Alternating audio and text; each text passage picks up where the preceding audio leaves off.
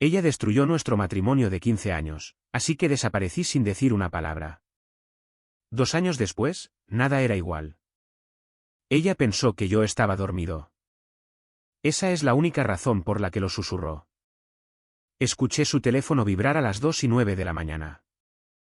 Un sonido agudo y pequeño en la oscuridad. Lo tomó lentamente, se deslizó de la cama como si estuviera caminando de puntillas junto a un oso, y caminó suavemente sobre la alfombra hacia el pasillo. Y luego lo dijo: yo también te extraño. No puedo esperar hasta el próximo fin de semana. ¿Alguna vez sientes que tu pecho se ahueca como si tus costillas acabaran de hundirse? Me quedé allí en la oscuridad, mirando la grieta en el techo que nunca reparamos. Parpadeando con fuerza porque quería creer que lo había imaginado, que lo había soñado, que mi esposa de 15 años no estaba parada en el pasillo a las 2 de la mañana, susurrándole a otra persona sobre el próximo fin de semana mientras yo estaba a 2 pies de distancia, muriendo lentamente por dentro. Pero no estaba soñando. Me levanté 1 hora después, fingiendo necesitar agua. Ella estaba de vuelta en la cama, respirando de manera pesada y falsa. Ya sabes el tipo, excesivamente lento como un niño fingiendo dormir para que no lo atrapen. Tenía su teléfono debajo de la almohada. Algo que nunca había hecho antes. No lo toqué. No esa noche. Pero todo cambió después de eso. Ella no sabía que yo había escuchado. Continuó con la vida de forma normal. Sonriendo mientras tomábamos café, preguntando si había alimentado al gato, enviando mensajes de texto en los semáforos en rojo. Pero yo me estaba desmoronando. En silencio, patéticamente, comencé a notar todo. Empezó a usar perfume de nuevo, un tipo que nunca había olido. Cambió la contraseña de su teléfono. Incluso empezó a salir los miércoles por la noche. ¿Quién sale un miércoles por la noche? Y cada vez que preguntaba, tenía una razón. Cena de trabajo, clase de yoga, la mala ruptura de su prima Ellie. ¿Sabes cuántas rupturas supuestamente tuvo ella ese año? 5. Pero nunca la confronté.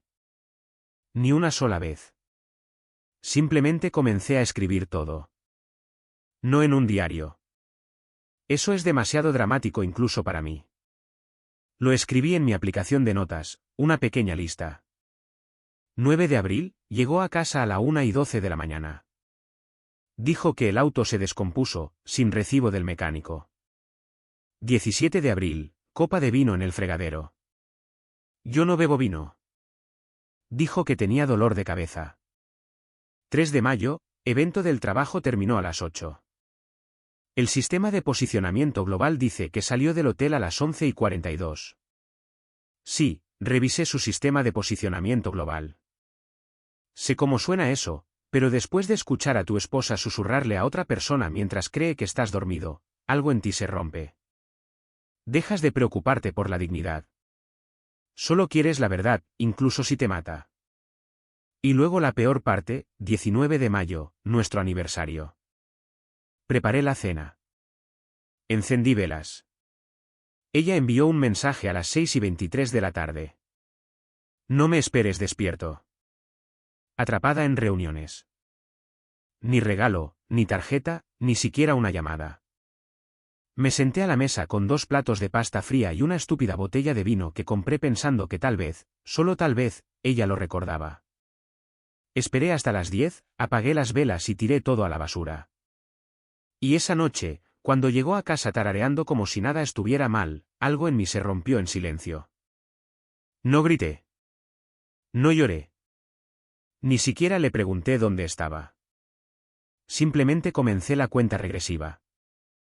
5 semanas después, mientras ella estaba en su retiro de la empresa, empaqué una maleta. Ni siquiera todas mis cosas, solo lo suficiente. Dejé mi anillo de bodas en la mesa de noche junto a la tarjeta de aniversario que había escrito, pero que nunca le di. Luego apagué mi teléfono. Eliminé mis redes sociales. Reservé un autobús, no un avión, un autobús.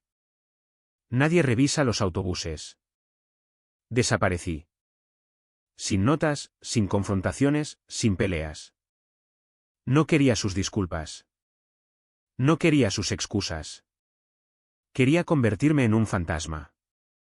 Y durante 2 años, eso fue exactamente lo que fui. Pero ella no se quedó en la oscuridad para siempre porque 2 años después me vio de nuevo y para entonces todo había cambiado.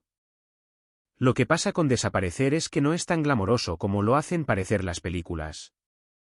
No hay una tormenta dramática, ni el eco de una puerta al cerrarse, ni una carrera de último minuto en el aeropuerto. Para mí, fue un martes. Tranquilo, sin viento. Dejé las llaves en el mostrador de la cocina, mi anillo de bodas descansando junto a ellas como una lápida. Mi vieja sudadera gris colgaba de la silla. Había usado esa sudadera en nuestra luna de miel. No sé por qué la dejé allí. Tal vez quería que sintiera algo cuando la viera. O tal vez solo era un cobarde que no sabía empacar correctamente. Reservé el primer autobús de larga distancia que iba hacia el norte. Ni siquiera sabía el destino final. No me importaba. En algún lugar frío. Quería frío. Necesitaba el tipo de aire que doliera al respirar. Tal vez para recordarme que todavía estaba vivo porque por dentro ya no estaba tan seguro. Apagué mi teléfono a mitad del viaje. Eliminé cada cuenta bancaria, red social, correo electrónico. Me convertí en nadie. Edgar Miles había desaparecido. Las primeras noches en ese sórdido motel fueron brutales. ¿Crees que desaparecer te da poder, libertad?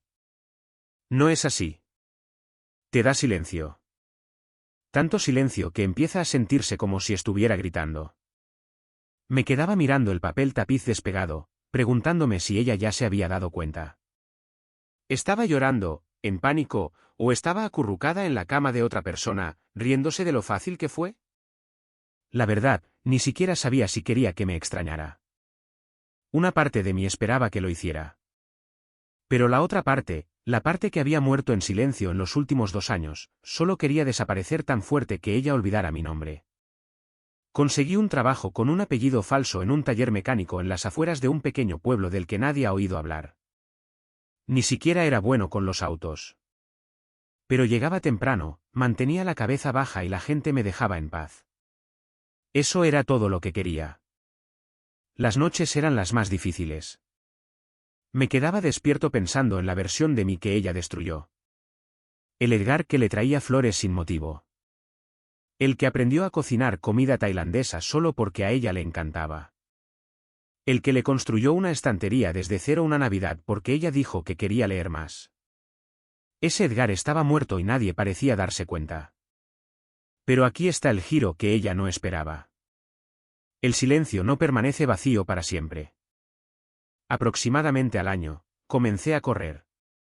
No de ella, sino literalmente a correr. Cada mañana, antes de que saliera el sol, una milla se convirtió en 3, luego en 5. Dejé de comer basura. Perdí 30 libras. La gente empezó a tratarme de manera diferente. Me dejé crecer la barba, me puse dientes nuevos, anteojos nuevos. Ya nadie me llamaba cansado o débil. Ni siquiera me reconocía cuando pasaba por un espejo. Luego llegó la oferta de trabajo. Completamente al azar. Un cliente del taller notó lo organizado que era, cómo manejaba el caos con calma. Resulta que él dirigía la logística de una empresa de envíos y necesitaba a alguien que ayudara a optimizar las operaciones. Me ofreció un puesto de prueba en el acto. Dije que sí. No sé por qué. Tal vez porque sonaba como una vida, una real, no como supervivencia, no como esconderme. 6 meses después de iniciar el nuevo trabajo, tenía un apartamento, una cuenta de ahorros y personas que me respetaban. No por ser un buen esposo, solo por ser yo. Fue la cosa más extraña. Construí más en 18 meses solo que en 15 años con ella. Y entonces fue cuando sucedió. Fue entonces cuando Jenny me encontró. Todavía no sé cómo lo hizo. Tal vez un investigador privado. Tal vez siguió algún rastro que pasé por alto. Pero un frío sábado por la tarde, entré a una cafetería tranquila y allí estaba ella, sentada en la mesa de la esquina. El mismo cabello rubio, la misma falsa confianza en sus ojos. Pero esta vez, se veía nerviosa. Se puso de pie cuando me vio. Susurró mi nombre como si fuera una oración o una maldición. Edgar. No respondí. Simplemente me quedé allí sosteniendo mi café, el corazón golpeando mis costillas como si estuviera tratando de escapar de mi pecho. Ella no tenía idea de en quién me había convertido. Y yo no tenía ninguna intención de facilitarle las cosas para que se enterara. Extendió la mano como si esperara que yo colapsara en sus brazos, como si todavía fuera suyo, como si nada hubiera pasado. Y por un segundo, mi respiración se detuvo. No porque la extrañara, no porque la quisiera de vuelta, sino porque no podía creer lo poco que había cambiado. Todavía usaba el mismo perfume, todavía inclinaba la cabeza de la misma manera cuando decía mi nombre como si fuera una cosa delicada, como si todavía tuviera derecho a él. Edgar, ¿dónde has estado? Su voz temblaba como si ella fuera la que había sido abandonada. Tomé un sorbo de mi café y me senté lentamente frente a ella, manteniendo mi expresión en blanco. Podía sentir cada mirada en la cafetería parpadear hacia nosotros, sintiendo la tensión. Me miraba como si estuviera tratando de armar un rompecabezas que ya no encajaba. Yo no era el hombre que solía dejar notas adhesivas en su lonchera. Yo no era el hombre que solía masajear sus pies después de largos días e ignorar mis propias necesidades solo para evitar que ella cayera en una espiral. No estoy aquí para una reunión, dije sin emoción. Así que, sea lo que sea que viniste a decir, dilo rápido. Ella parpadeó, tomada por sorpresa. Probablemente esperaba lágrimas, súplicas. Tal vez una triste disculpa por haberme ido. Ella no esperaba esto. No al hombre sentado frente a ella con los hombros más rectos, la voz más firme y los ojos más fríos. Yo no sabía dónde fuiste, dijo ella, con voz temblorosa. Pensé que había pasado algo terrible. Me estaba volviendo loca. Casi me río. Te estabas volviendo loca mientras yo te veía mentirme a la cara durante un año. Mientras te escabullías con algún extraño, tuviste el descaro de pensar que eras la víctima. Ella bajó la mirada hacia su regazo, con las mejillas sonrojadas. No fue así. No lo... La interrumpí. No nos insultes a los dos. Hubo silencio. Pesado, feo. Lo terminé, susurró ella. Meses después de que te fuiste. No podía hacerlo más. No significaba lo que pensé que significaba. Y cuando me di cuenta de lo que perdí, era demasiado tarde. La miré durante mucho tiempo. Quería sentir algo. Quería sentir ira, satisfacción, desamor, cualquier cosa. Pero no lo hice. Era como ver una película vieja que había visto 100 veces, sabiendo cómo termina. ¿Por qué ahora?, pregunté. ¿Por qué buscarme ahora? Levantó la mirada lentamente. Porque nunca pude decir que lo siento. Porque nunca dejé de pensar en ti. ¿Y por qué su voz se quebró? Eras la única persona que realmente me vio. El único que realmente se quedó y yo lo destruí. Me incliné hacia adelante, callado. No lo destruiste. Lo intercambiaste. Me comparaste con otra persona. Y tomaste tu elección. Y ahora quieres reescribir la historia porque las consecuencias finalmente te golpearon. Sus ojos estaban vidriosos. Edgar, por favor. No me importa a dónde fuiste ni qué hiciste. Solo quiero arreglarlo. Podemos arreglarlo. Fue entonces cuando sonreí, y no de manera amable. Tienes razón en una cosa. No te importa a dónde fui. No sabes lo que he tenido que reconstruir, lo que perdí, en lo que me tuve que convertir solo para dejar de despertar con tu nombre en mis pesadillas. No te importa nada de eso. Simplemente no te gusta que esté bien sin ti. Se encogió como si la hubiera abofeteado. Pero yo no había terminado. Déjame ser claro, dije, poniéndome de pie. No desaparecí porque fuera débil. Desaparecí porque si me hubiera quedado, me habría roto a mí mismo tratando de mantener unido algo que tú ya habías quemado. No tienes derecho a pedir una segunda oportunidad después de que las cenizas se asienten. Dejé mi café a medio terminar en la mesa y salí. Ella no me siguió. No esta vez. Pero ella no había terminado porque una semana después, apareció de nuevo. Y esta vez trajo a alguien con ella. Las noté antes de que ella me notara. Estaba saliendo temprano del trabajo ese día, con la cabeza todavía zumbando por hojas de cálculo y fechas límite cuando vi una postura familiar cerca del estacionamiento. Hombros ligeramente encorvados, manos apretadas con demasiada fuerza como alguien preparándose para el impacto. Jenny estaba allí, pero no estaba sola. A su lado había una mujer de unos 60 años, con el cabello plateado cuidadosamente recogido hacia atrás, ojos penetrantes e inquietos. Por un segundo, mi cerebro se negó a procesarlo. Luego hizo clic y el estómago se me encogió.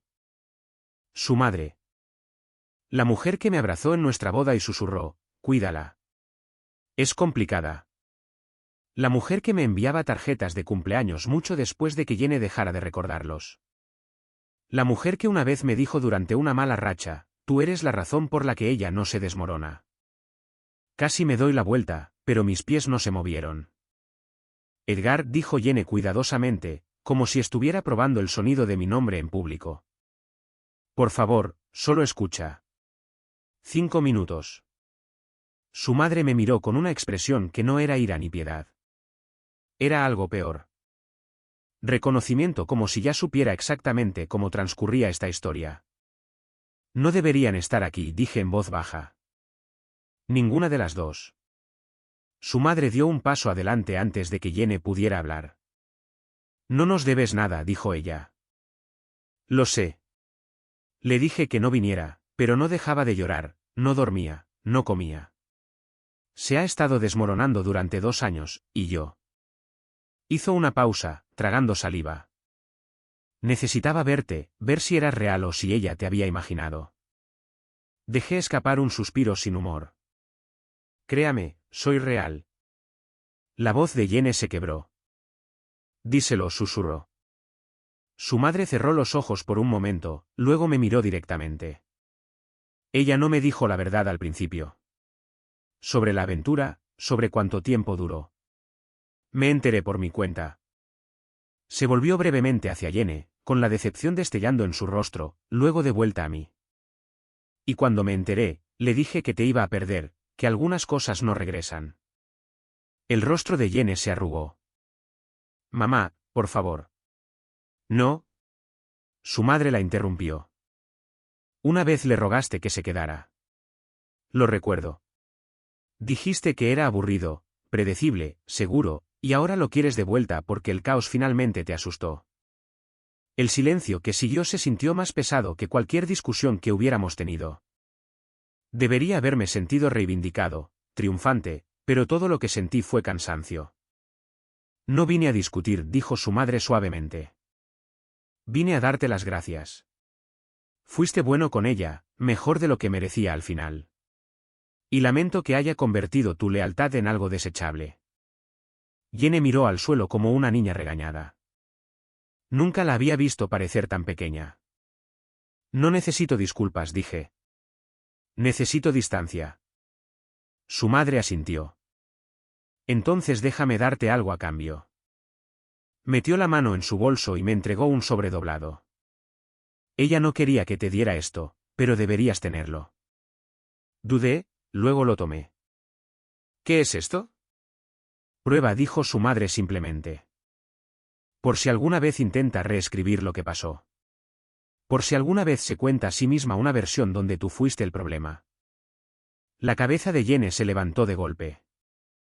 Mamá, pero ya era demasiado tarde. No abrí el sobre de inmediato. Pasé junto a ellas, pasé el estacionamiento, todo el camino a casa. Me senté a la mesa de mi cocina mucho después del anochecer, mirando ese sobre como si pudiera morderme. Cuando finalmente lo abrí, mis manos comenzaron a temblar. Adentro había mensajes impresos, fechas, horas, fotos que nunca había visto. No solo un hombre, no solo un error. Un patrón. Y de repente, desaparecer no había sido suficiente. Porque ahora entendía algo que lo cambiaba todo. Y una vez que ves toda la verdad, no puedes dejar de verla. No dormí esa noche. Debo haber leído los mensajes 100 veces, cada uno peor que el anterior. No hubo solo uno o dos deslices. Fue una cadena de traiciones que abarcaron más de un año. Diferentes nombres, diferentes fechas, diferentes ciudades. A algunos los había conocido en viajes de trabajo, a uno incluso en un supuesto retiro de bienestar. Ella me dijo que estaba meditando en las montañas. En realidad, estaba tomando cócteles junto a una piscina en Scottsdale con alguien llamado Brent, quien la llamaba su distracción favorita. Un mensaje de ella decía: él está dormido abajo. Odio lo fácil que es mentirle. Ese casi me hizo vomitar. No era solo la infidelidad. Era la doble vida. La forma en que usaba el amor como una máscara, como me despedía con un beso antes de caminar directamente hacia los brazos de otra persona. No era debilidad. Era una elección. Repetida, estratégica, desvergonzada. Y la peor parte, ni siquiera lo vi.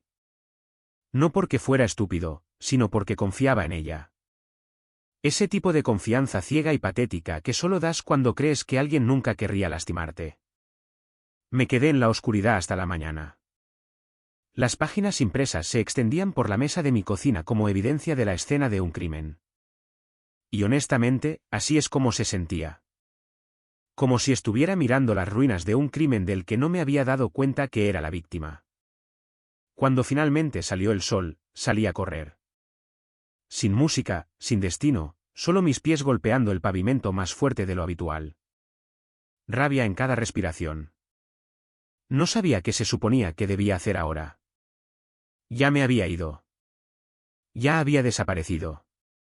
No estaba tratando de castigarla. Solo quería paz. Pero esto no era solo traición. Esto era demolición. Ella no solo había roto nuestro matrimonio. Lo había borrado. Las flores, los aniversarios, las largas charlas a las 2 de la mañana cuando ella lloraba sobre la vida y yo la abrazaba sin decir una palabra. Ella enterró todo eso debajo de las sábanas de extraños y mentiras bonitas. Y ahora tenía la audacia de aparecer, llorando, diciendo que me extrañaba. No, extrañaba la versión de mí que no sabía lo que ella realmente era. Para cuando regresé al apartamento, había tomado una decisión. Ya no iba a permanecer escondido, pero tampoco iba a volver con ella. Quería un cierre. Un cierre real, no una patética y llorosa disculpa en una cafetería. Quería que lo sintiera, que entendiera lo que significaba quemar algo irreemplazable. Así que me comuniqué con alguien con quien no había hablado en más de 2 años. Su antigua mejor amiga, Fiona. Ahora bien, Fiona y Jenny se habían peleado justo antes de que yo desapareciera. Fue un desastre. Nunca supe de qué se trataba, pero terminó con Jenny llamándola traicionera y bloqueándola de todo. Me había mantenido al margen en ese momento. Parecía un drama de chicas. Pero ahora, sosteniendo la prueba de que todo mi matrimonio fue un fraude, quería respuestas. Respuestas reales. Le envié un mensaje a Fiona con una sola oración. Ahora lo sé todo.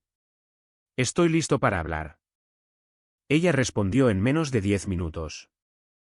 Nos reunimos en un restaurante tranquilo en las afueras del pueblo, uno de esos lugares donde nadie sabe tu nombre y la mesera llama a todos cariño. Fiona parecía sorprendida de verme, como si no esperara que realmente apareciera. Te ves diferente, dijo. Mejor, en realidad. Me siento peor, murmuré. Se deslizó en la cabina, sin siquiera tocar su café. Así que te enteraste. Asentí más de lo que jamás quise. Hubo una pausa, luego se inclinó hacia adelante. Ella estuvo con alguien más mientras estabas en el hospital, ¿sabes? Me congelé. ¿Qué? La voz de Fiona bajó de tono. ¿Recuerdas cuando tuviste esa apendicectomía de emergencia hace 3 años? Ella le dijo a todos que se quedó a tu lado toda la noche. ¿Lo recuerdas? Asentí lentamente. Esa noche siempre había parecido borrosa. Estaba tomando analgésicos, durmiendo por momentos. Ella estaba con un chico llamado Trevor, dijo Fiona. Lo sé porque me lo contó justo después. Presumió de lo audaz que se sintió. Dijo que el riesgo lo hacía emocionante. Me quedé sentado allí mirándola, con el corazón latiendo con fuerza en mis oídos. Fiona apartó la mirada. Nunca la perdoné por eso. Por eso dejamos de hablar. No podía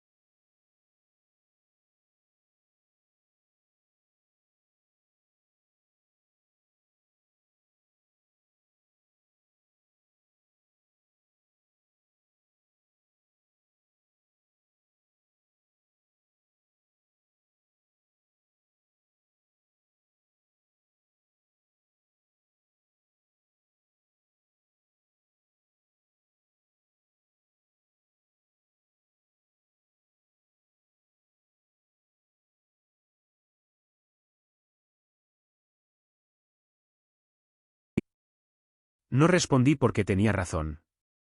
Encontré más que un cierre. Me encontré a mí, y valió la pena esperarlo.